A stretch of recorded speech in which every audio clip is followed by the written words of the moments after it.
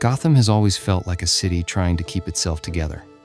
People hold on to routines, rules, structures, anything that creates the feeling of control. And for a while, it works. Life feels predictable, manageable, safe enough. That's where the Dark Knight begins, with a world that believes it understands how things are supposed to work. Batman has a system. Gordon has a system. Harvey has one too. Everyone is doing their best to keep the chaos outside the door. But this movie isn't really about crime or justice. It's about what happens when the world stops playing by the rules you rely on. The Joker isn't just a villain, he's a disruption. His presence proves how thin the idea of control actually is. And once that illusion breaks, every character is forced to confront who they are without it. And that's the part that makes the film feel so human. Because whether or not we wear a mask or save a city, we all eventually face moments that don't go according to plan. Moments where the structure we built for ourselves suddenly doesn't hold. So as we move through this video, I want you to keep a question in the back of your mind. When life stops behaving the way you expect, what part of you shows up? Not the polished version, not the prepared version, the real one, the one that reacts when something unexpected shakes the foundation. Because The Dark Knight isn't just analyzing chaos, it's showing us how people respond to it and what their responses reveal. And in its own way, it invites us to look at our own lives and ask the same thing.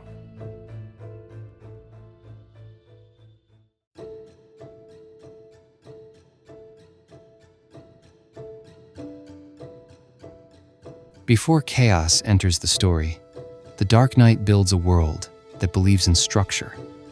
Not a perfect one, but one people depend on. Gotham thinks if it just enforces the right laws, elects the right leaders, and punishes the right criminals, things will finally make sense. Bruce believes that too. Everything he does as Batman is built on the idea that order can be restored if he just pushes hard enough. His rules, his boundaries, his mission, they're not just tools, they're anchors.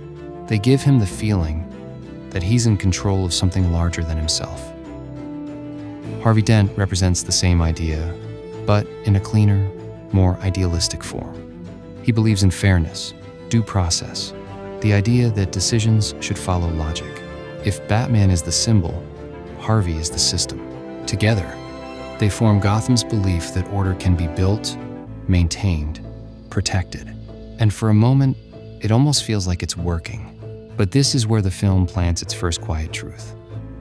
Order isn't as stable as we think it is. It's more like a structure we keep reinforcing because we need it to hold. Not because it's unbreakable, but because the alternative feels too overwhelming to imagine. This sets the stage for the real tension of the movie. Not good versus evil, but control versus uncertainty. A tension most of us know well, because in our own lives, we build systems too. Routines, plans, labels, identities. We rely on them to feel grounded, to understand where our life is heading.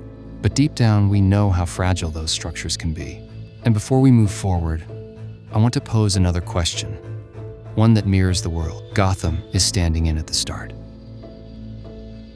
How much of the stability in your life is something you genuinely control, and how much is simply familiar enough to feel safe? The movie doesn't answer that for us, but it does show what happens when a crack finally appears, and the person who creates that crack is about to walk into Gotham for the first time.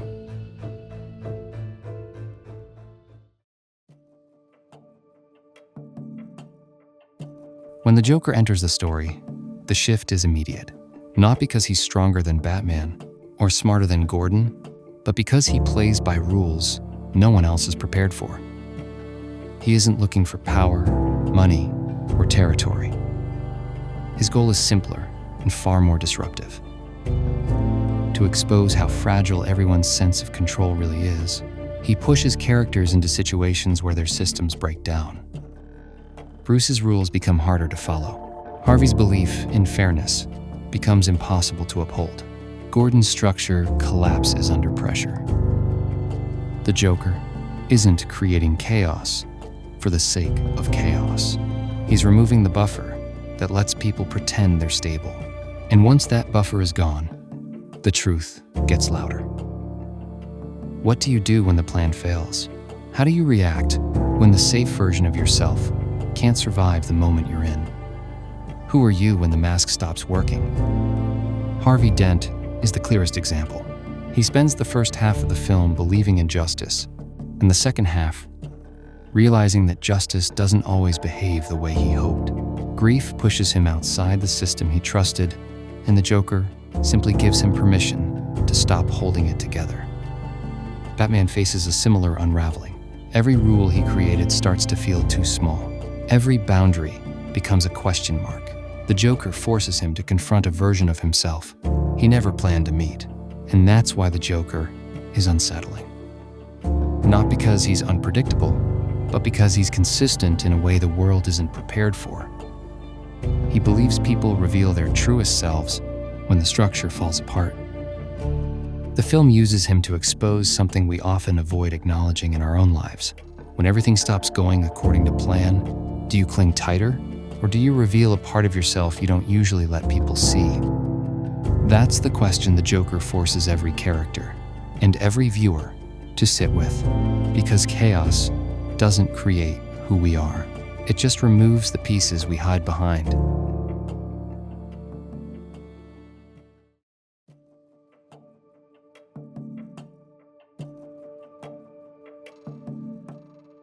By the time the film reaches its final act, no one is who they were at the beginning. Not Batman, not Harvey, not Gordon, not even Gotham.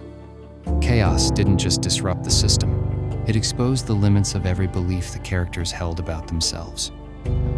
Harvey, who once trusted fairness above all else, becomes the proof that even the strongest ideals can break when life hits too hard. His fall isn't about turning evil. It's about what happens when the world stops matching the rules you built your identity around. When he flips his coin, he's not seeking randomness.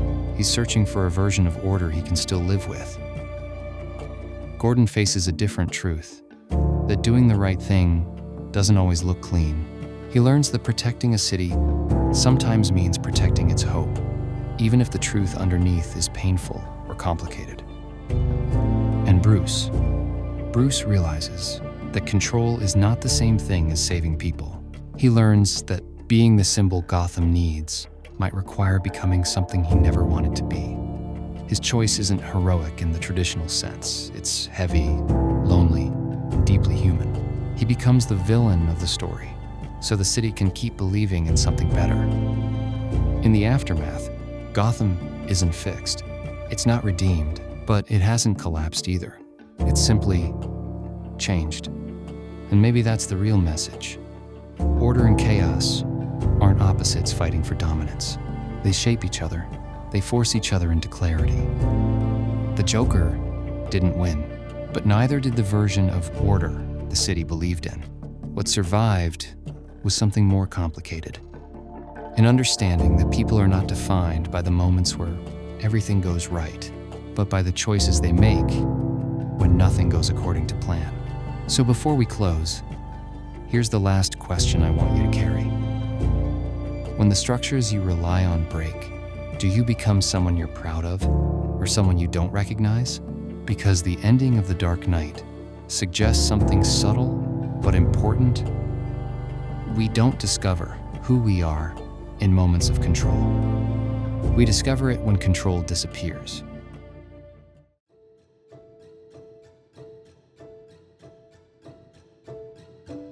When the credits roll, it's easy to think the story belongs only to Gotham, to its heroes, its villains, its extremes.